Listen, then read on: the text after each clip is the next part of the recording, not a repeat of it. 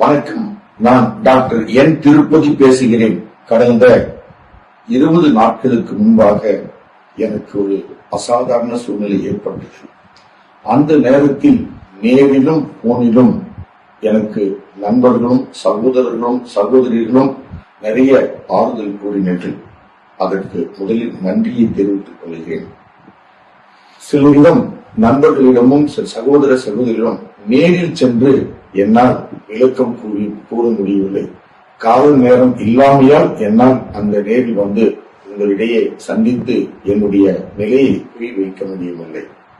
அதே போல் நிறைய போன் செய்தவர்களிடம் சில போன்களை என்னால் அட்டெண்ட் செய்ய முடியாமல் தொடர்பு கொள்ள முடியாமல் போனதற்கும் மன்னிப்பு கேட்டுக் கொள்கிறேன்.